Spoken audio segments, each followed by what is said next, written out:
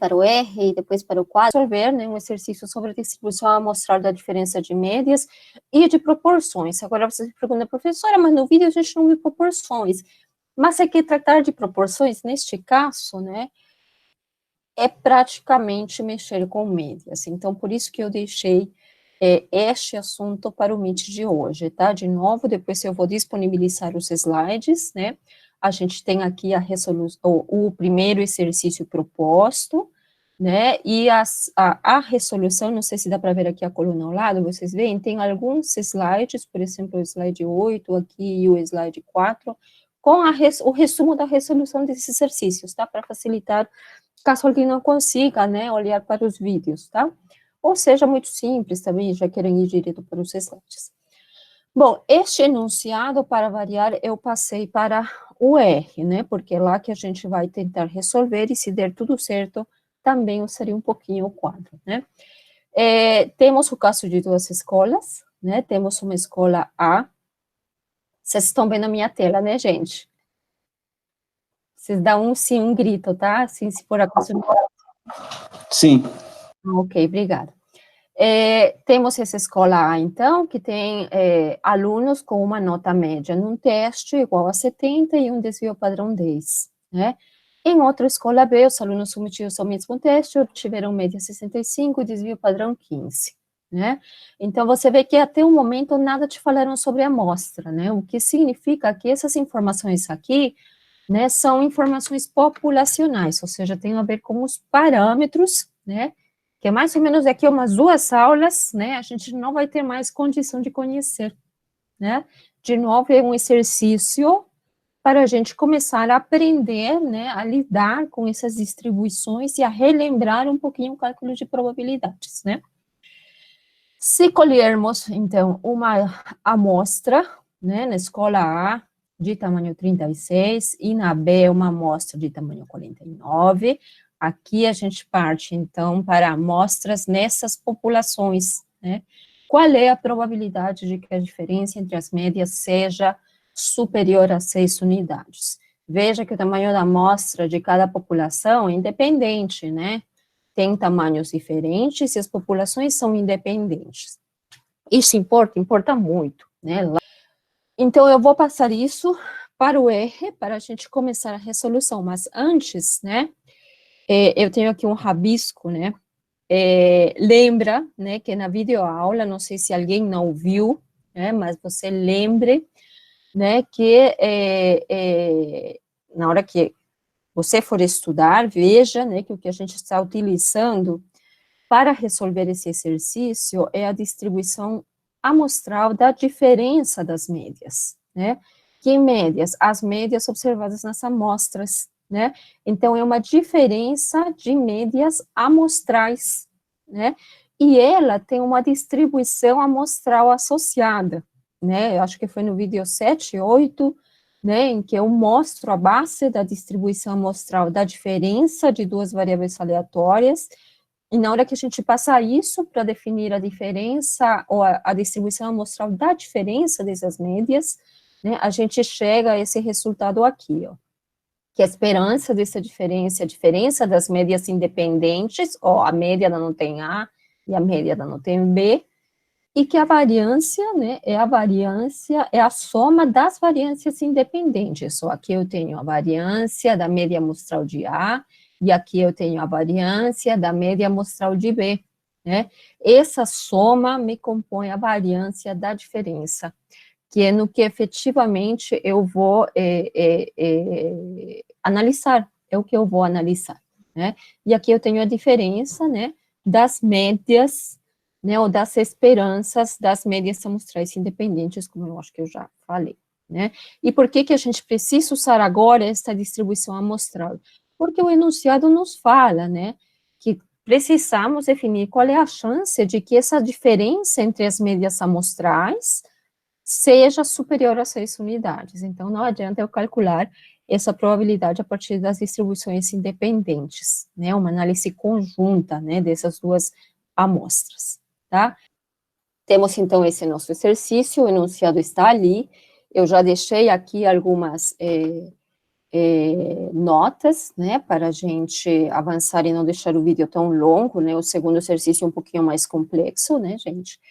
Então, temos aqui a média das notas da turma A, ou da escola A, o desvio padrão, né, que é 10, está aqui a primeira linha, né, as informações na primeira frase.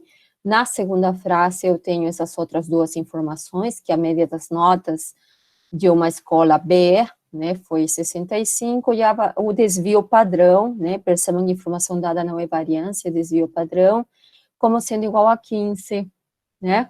Os tamanhos da amostra, né, para a turma A é de 36 alunos, eu coloquei aqui o NA, e para a turma B é de 49 alunos, então, eu crio aqui a minha variável NB. Percebe que aqui no momento, alguém perguntou que pacote que estamos usando, eu não estou carregando nenhum pacote, porque as funções que a gente utiliza, o pnorm e o qnorm, são funções do pacote base, que já vem com a instalação básica do R, né? Muito bem, nós precisamos calcular essa probabilidade aqui, né, a probabilidade dessa diferença, esse XV aqui eu estou usando só para a gente associar ao X barra, né, não tenho como botar uma barra aqui sobre o X no R, né. E por que será que eu coloco XBA menos XBB? Porque não pode ser o contrário, né. Aqui tem um pouco aí de bom senso, né.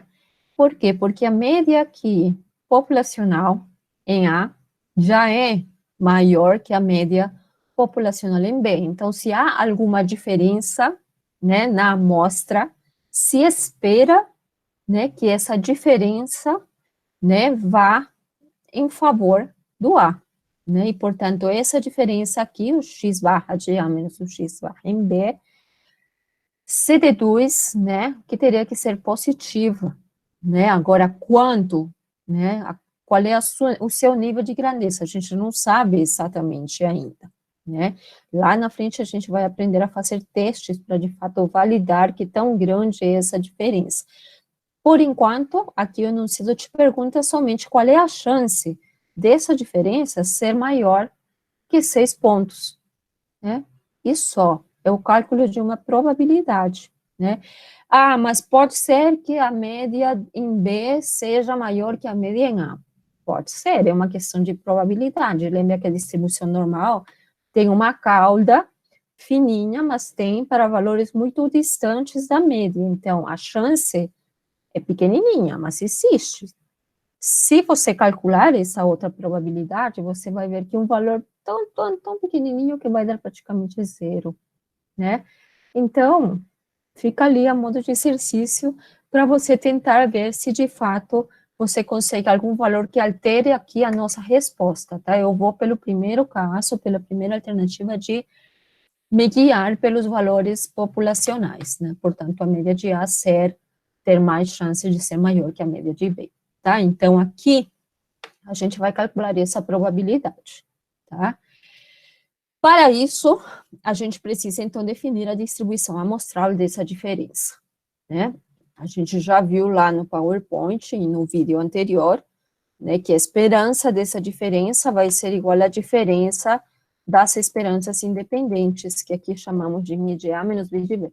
Tem que ter cuidado aqui, né, se você colocou essa diferença entre A e B como tua variável aleatória, né, aqui também na diferença, né, na definição da esperança, tem que seguir o mesmo padrão, né, senão você vai ter um resultado errado, né.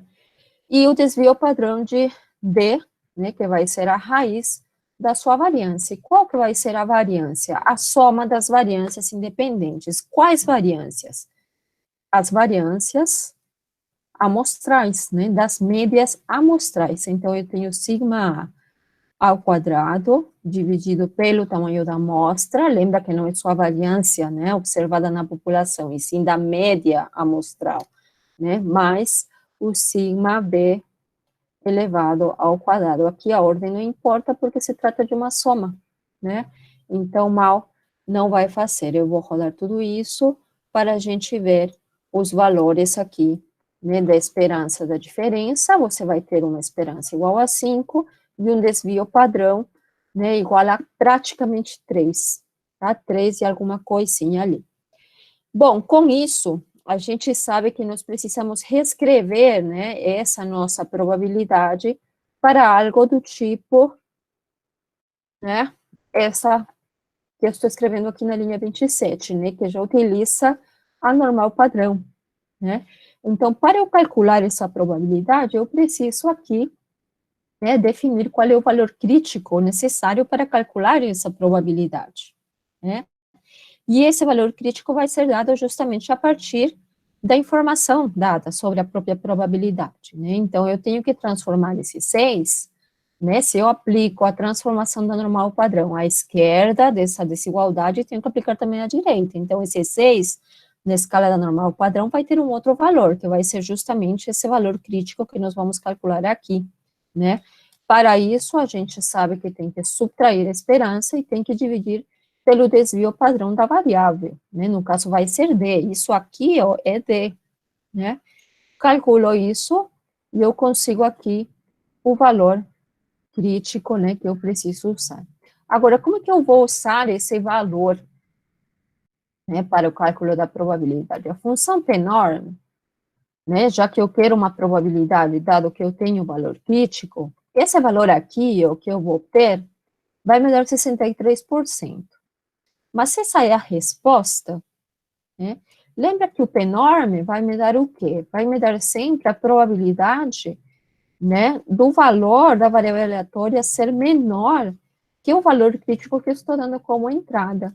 E percebe que essa daqui não é a probabilidade que eu quero. Eu quero o complemento, né? Eu quero o complemento. Lembra que toda a área abaixo da curva da distribuição normal tem que ser igual a uma unidade, porque é a soma de probabilidades, né? E se associa à área, porque se supõe que essa variável é uma variável contínua, né? Então, você vai ter infinitos valores na hora que você calcula todas essas probabilidades na forma de barras bem fininhas para cobrir essas probabilidades, você vai ter a área debaixo da curva, né? Então, no fundo, o que a gente precisa como resposta não é esse p-norm, e sim é o 1,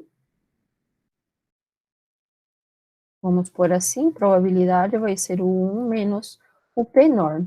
Essa será, então, a resposta, né, para a minha questão, para o meu problema. No caso, se você ver ali do lado direito da tela, teremos 36,96% de chance, né? E faz sentido, né? Porque você vê que esse valor crítico aqui, ó, é 0,33, ou seja, está à direita do eixo vertical, que passa pelo zero na nossa distribuição normal, né? Então, você supõe que tem que dar menos que 50%.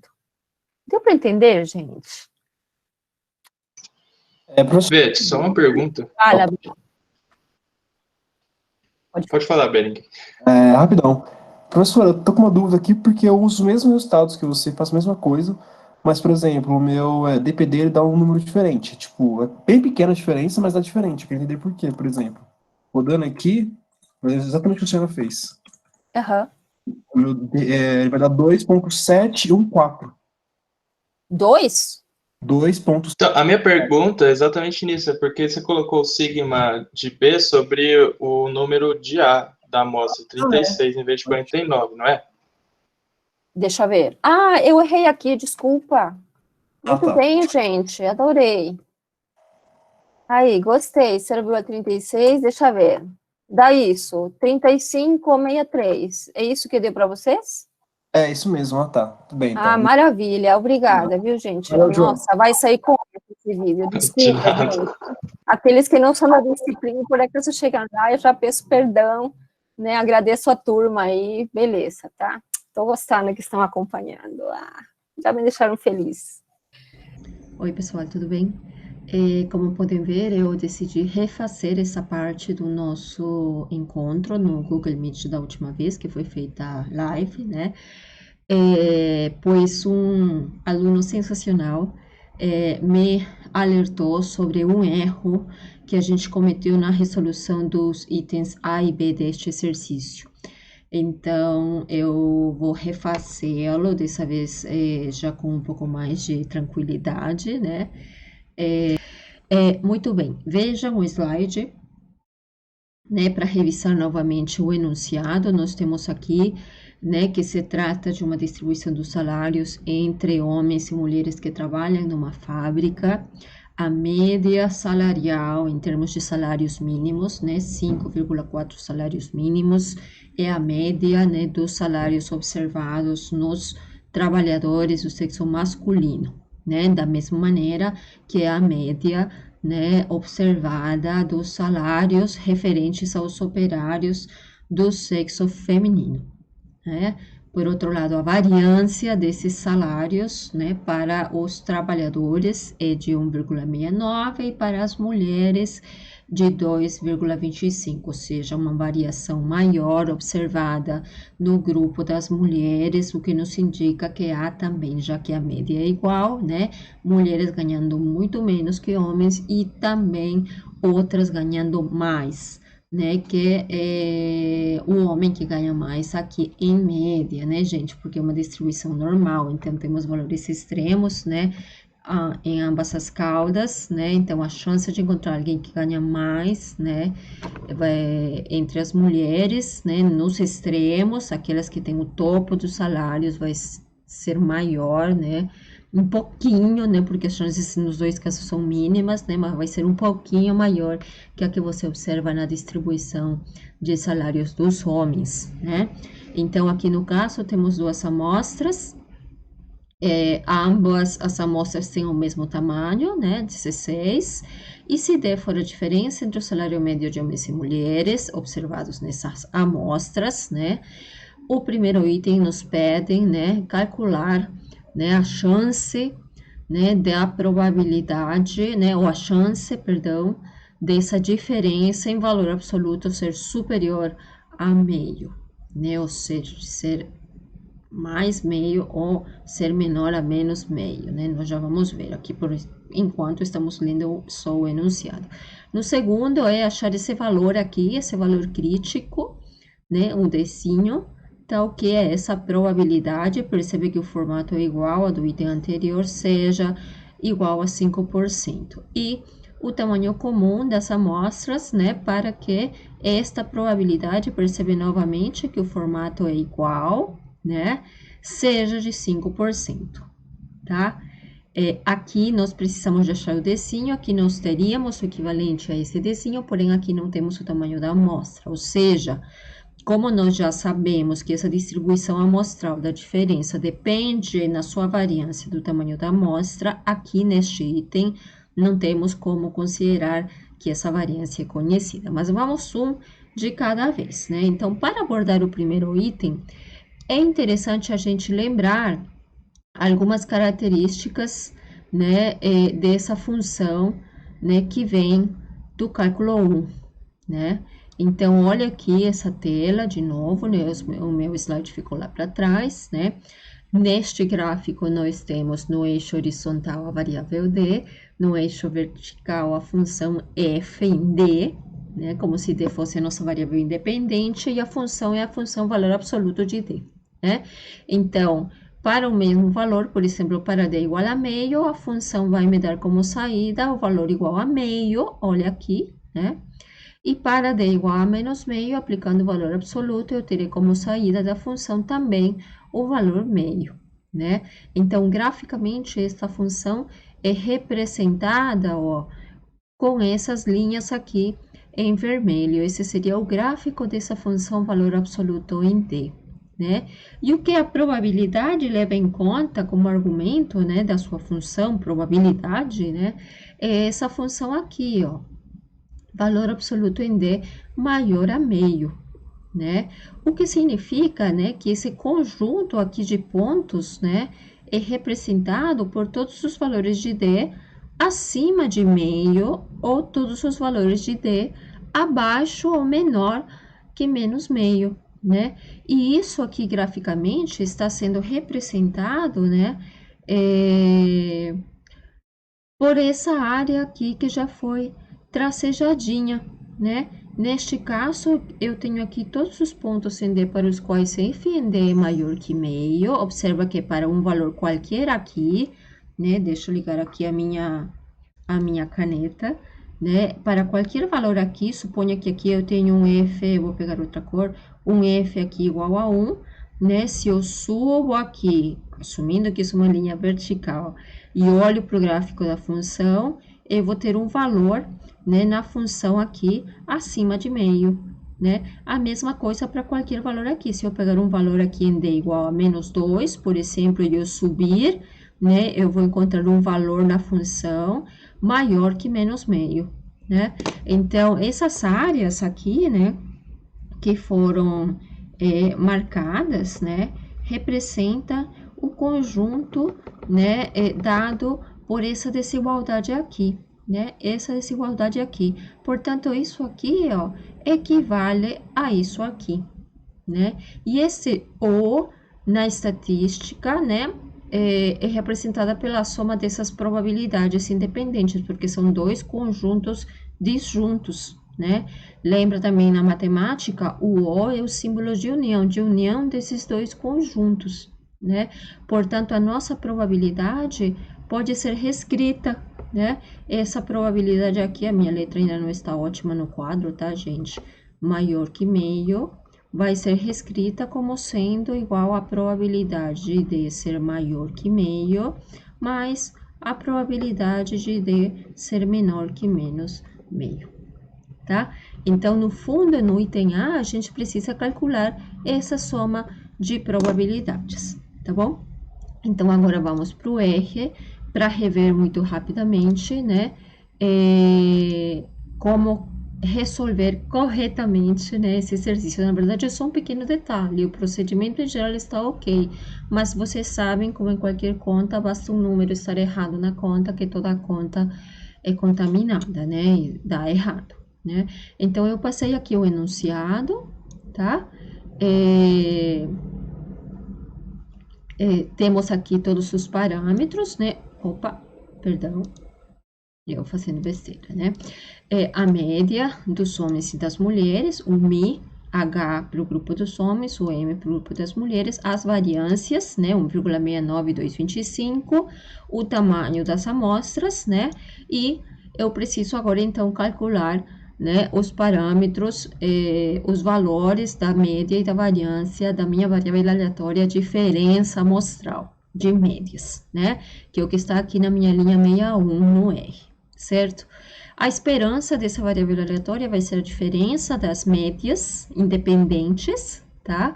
Veja o vídeo 7 e 8 para revisar isso.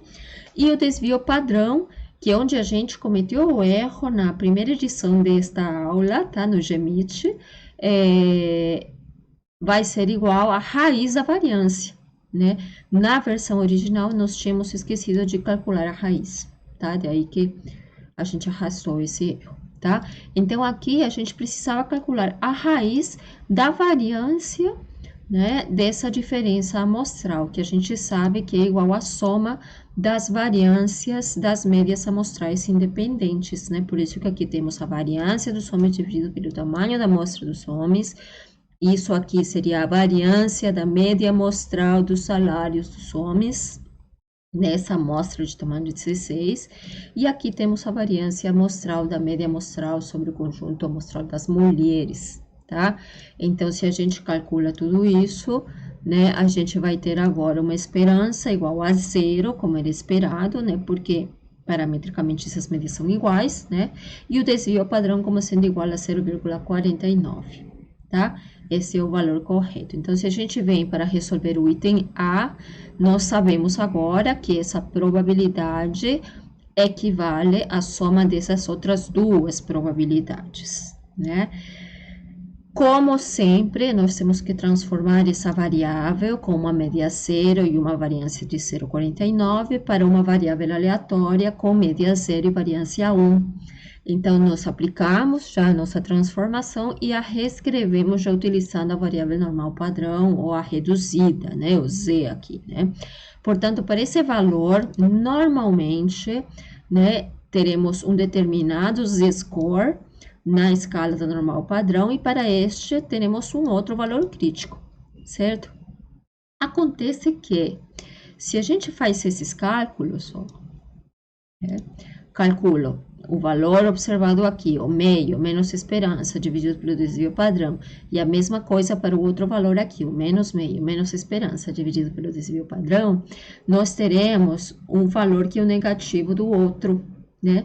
Isso porque essa esperança é zero, tá? Mas quando não for, eu vou ter dois valores críticos diferentes, portanto, eu terei que calcular essas duas probabilidades de forma independente. O que acontece aqui? Eu não fiz o meu desenho ali no whiteboard, mas lembra que aqui, ó, o 1,0075 e o menos 1,0075, né, estão igualmente distanciados do valor central da minha média zero na distribuição normal padrão, né? Então, a área, né, que está à direita do valor crítico 1, que seria essa primeira probabilidade, é igual à área que está à esquerda do valor crítico 2. Né? Portanto, basta calcular uma delas, multiplicar por 2, que eu vou ter a resposta ao problema, certo? Então, né, como o PNORM trabalha com a área à esquerda do valor crítico, eu já vou calcular essa probabilidade apenas e multiplicar por 2, né? E é isso que consta aqui na linha 77 da minha rotina, né?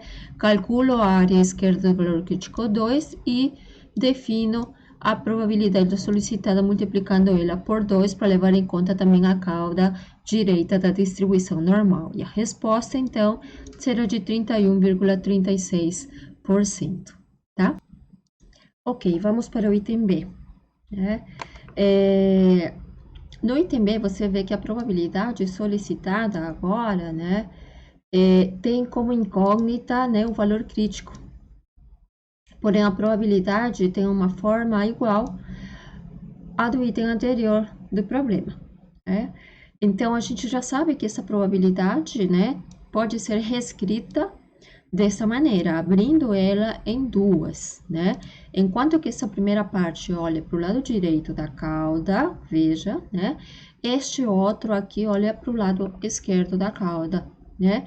Na escala da normal padrão, a gente sabe que esses valores aqui terão, né, uma equivalência, né? E como a esperança dessa diferença amostral é zero, um será o negativo do outro, né? Então, né, a gente sabe aqui que como essas duas probabilidades já abertas são iguais em valor, né?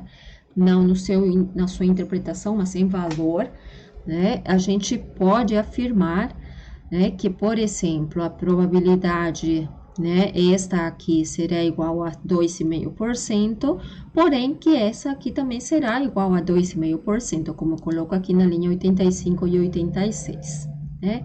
Porém, se esta probabilidade é verdadeira, então o seu complemento, ou seja, a probabilidade de D ser menor que esse Dzinho, vai ser de 97,5%, né?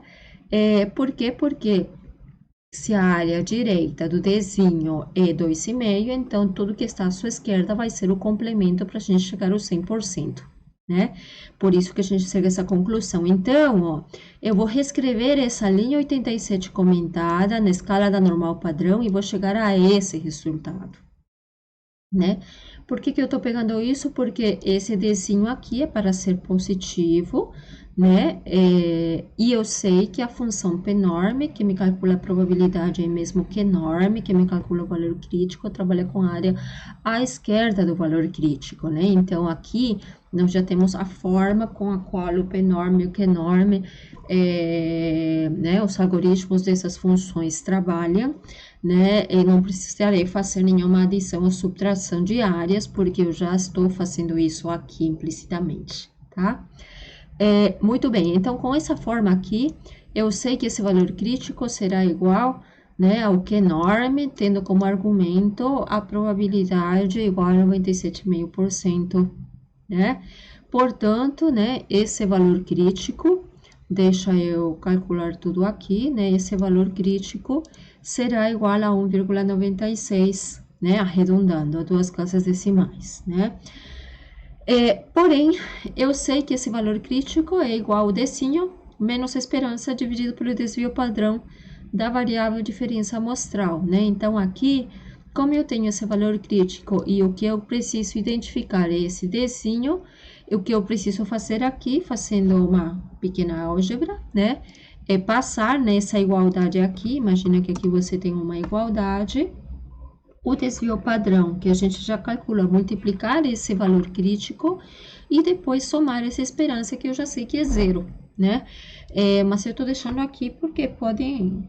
Isso é um caso particular, né? Não vai ser a regra, né? Então, o desenho aqui vai ser igual, fazendo essa operação, né, a 0,97, tá? Que seria a resposta correta aqui ao nosso problema, tá bom? Em termos de tamanho comum, aqui vai caber uma pequena demonstração, tá? Só para você perceber o porquê. Veja que não é difícil, tá? Mas a gente precisa de lembrar, né? Lembrar algumas questões aqui, tá? Então, eu vou voltar aqui para o meu quadro branco, torcendo para que dê certo, né? Temos aqui, ó, lembra que aqui, né, nós temos que essa diferença amostral tende, né, a uma distribuição normal, com uma esperança que vai ser igual à média dos homens menos a média das mulheres, desculpa a letra, tá, gente? E a variância vai ser igual aqui, né, a variância dos homens, que foi a notação que a gente utilizou, né, dividido pelo tamanho da amostra dos homens, mais a variância das mulheres, dividido pelo tamanho de amostra das mulheres. Por que eu não estou distinguindo aqui os tamanhos de amostras? Porque o enunciado me diz, né, que eu preciso identificar qual seria o tamanho da amostra igual para ambos os grupos, de maneira que eu atenda um determinado requisito, né? Perceba, então, que a média em si não vai mudar, porque ela não depende desse tamanho da amostra, né? O que depende desse tamanho da amostra é a variância dessa diferença amostral. Então, eu não tenho como considerar que essa variância é conhecida, tá? Não tenho. Essa agora vai ser para mim uma incógnita. A variância observada nas populações, ou que está aqui nos numeradores, essas frações, não muda, né? Mas o que agora eu desconheço e preciso definir para fazer a minha pesquisa é esse tamanho da amostra. Então, tudo isso aqui, ó, vai ser desconhecido, né? No fundo, então, na hora que eu definir essa variância, eu tenho que ela vai ser igual à variância dos homens mais a variância das mulheres, tudo isso dividido pela minha incógnita, né? Portanto, né, a gente vai acabar com algo assim, ó, o N vai ser igual à variância dos homens mais a variância das mulheres, tudo isso dividido por essa variância de D que eu vou identificar. Muito bem, então é por isso, né, que na hora que a gente voltar para o R, te peço que você lembre dessa demonstração aqui, tá bom? Bom, voltemos então agora ao nosso R, né, e a gente vai continuar com a resolução. Perceba então, antes de definir o tamanho da amostra, a gente precisa calcular o valor crítico, né? O valor crítico seguindo aquela lógica, né, do exercício anterior, né? Perceba que eu tenho aqui a probabilidade de ser maior que 0,4 e 0,25, né? Então, já trabalhando na escala, ou vendo primeiro o seu complemento, a gente sabe que a probabilidade desse D grandão ser menor que 0,4 vai ser 97,5%, né? Portanto, né, trabalhando na escala da normal padrão, a gente vai ter essa igualdade aqui, né, com a qual nós trabalharemos, né? Esse valor crítico aqui, perceba, né, que é identificado, né, com a função QNorm, aplicando esse ponto 975, né, acho que o valor crítico, esse valor crítico vai ser 1,96, como a gente tinha calculado, mas nós sabemos que esse carinha aqui vai a 0,4 menos a esperança, dividido pelo desvio padrão. O desvio padrão, nós já sabemos, então, que vai ser aqui, troco, né, eu conheço esse valor crítico, a minha incógnita é esse desvio padrão, que vai ser a raiz da variância, né, Então, eu troco, passo esse para a esquerda e o valor crítico para a direita, né? Portanto, eu chego a esse valor aqui, ó, né? 0,4 menos a esperança, que eu já sei que é zero, porque ela não muda com o tamanho da amostra, né? Dividido pelo desvio padrão, né? Então, nós temos essa informação agora, ó, esse desvio padrão é 0,4, porém, esse desvio padrão é a raiz da variância de D. Lembra? Isso sim é válido na demonstração que a gente fez. Então, esse N vai ser igual à soma das variâncias independentes dividido pelo desvio padrão ao quadrado para a gente ter a variância. Com isso, a gente tem um tamanho de amostra igual a 94,5, ou seja, um N 95 para garantir, né, a condição aqui estabelecida no enunciado. Tá bom? É isso então, obrigada e até a próxima.